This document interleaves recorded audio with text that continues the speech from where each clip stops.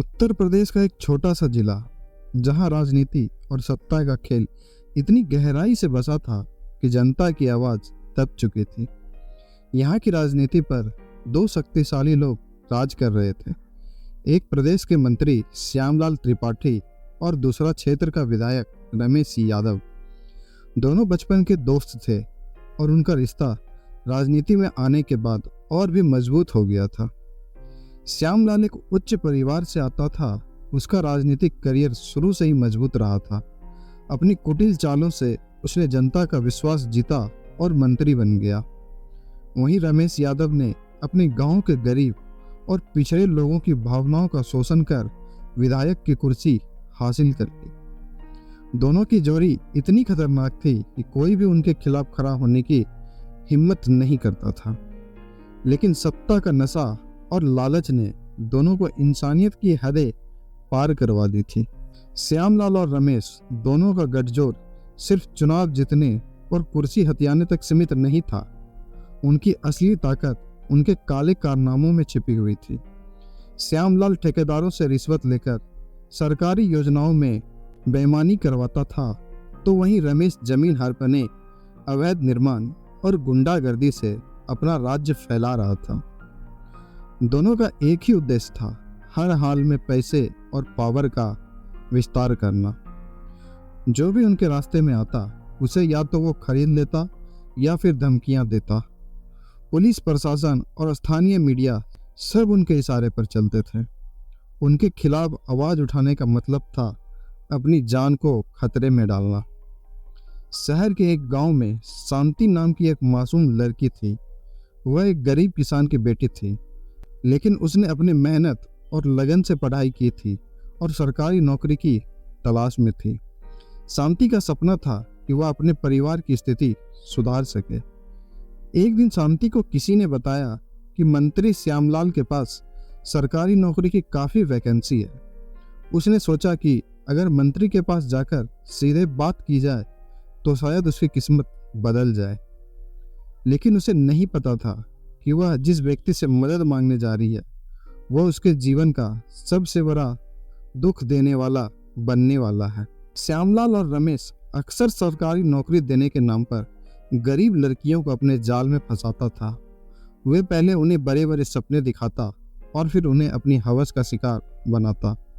शांति भी इसी जाल में फंस गई। जब वह मंत्री के आवास पर पहुंची तो उसे पहले आदर सत्कार के साथ बैठाया गया। श्यामलाल ने उसे नौकरी का झूठा झांसा दिया और रमेश ने उससे कहा कि उसकी फाइल को जल्दी आगे बढ़ाने के लिए कुछ खास मदद करनी होगी। शांति को शुरुआत में यह सब समझ नहीं आया, लेकिन जल्दी ही उसे एहसास हुआ कि उसकी मासूमियत और सपने यहाँ बेचे जा रहे थे। एक रात शांति को एक पार्टी के बहाने मंत्री के फार्म हाउस पर बुलाया गया। वहाँ उसे शराब और नशीली चीजें दी गई। वह जब तक कुछ समझ पाती वह पूरी तरह से बेहोश हो चुकी थी। श्यामलाल और रमेश ने उस रात उसकी इज्जत से खिलवाड़ किया। जब वह सुबह उठी तो उसने अपने साथ हुए अन्याय का एहसास हुआ। वह दर्द और अपमान से टूटी हुई थी, लेकिन उसने तय किया कि वह इस अन्याय के खिलाफ आवाज उठाएगी। शांति घर लौटी और अपने पिता को सारी बात बताई। उसके पिता एक गरीब किसान थे, लेकिन उनके दिल में अपनी बेटी के लिए बहुत प्यार था।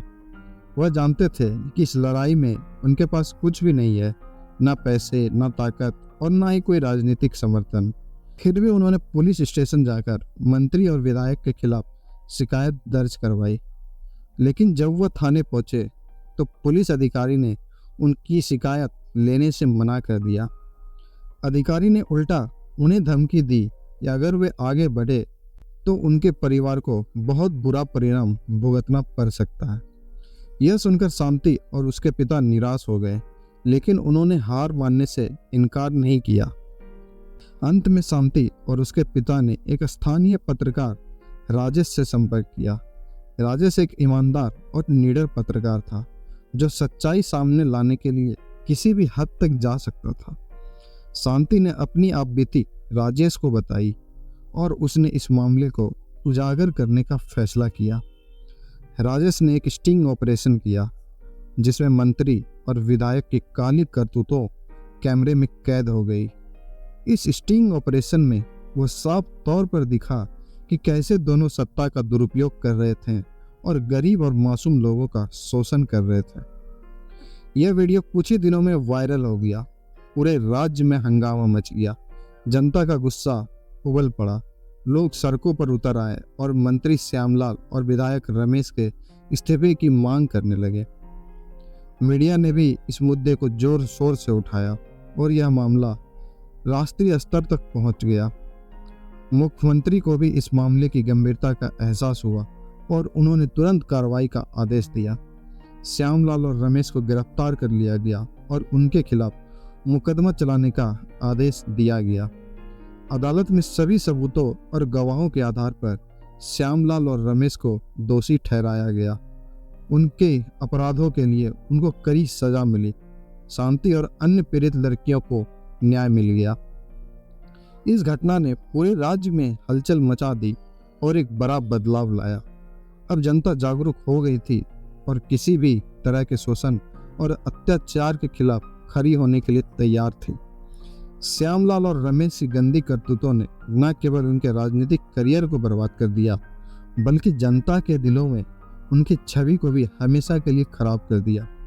शांति की बहादुरी और उसके पिता की हिम्मत ने यह साबित कर दिया कि सही समय पर आवाज उठाने से बुराई का अंत जरूर होता है। इस घटना के बाद राज्य में राजनीतिक नेताओं पर कड़ी नजर रखी जाने लगी और भ्रष्टाचार के खिलाफ सख्त कदम उठाए जाने लगे। तो दोस्तों, ये थी हमारी आज की कहानी। उम्मीद करता हूँ आपको आज की ये कहानी पसंद आई होगी।